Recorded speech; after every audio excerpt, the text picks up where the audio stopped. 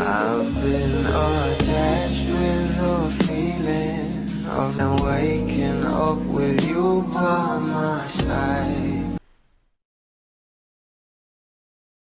Bago nga talaga ilabas ang ayuda mula sa ating couple ay talagang umaabot pa nga ito ng 1 taon. Pero kahit nga ganun nga mga guys ay talagang itong ating couple ay kinakikiligan pa rin ng maraming bablis ang bawat update nga patungkol sa kanila.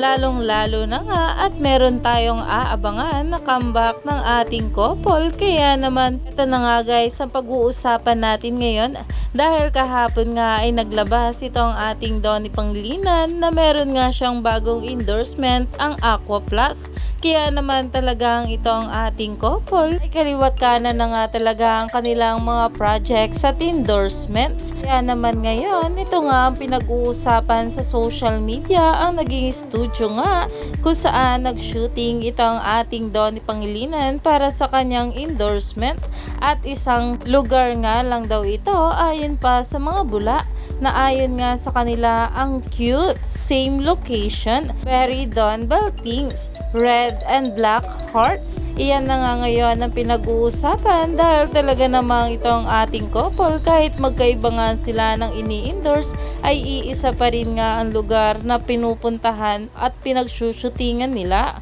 Kaya naman stay tuned lang tayo for more update kila Donnie at Belle sa mga susunod pa na ayuda.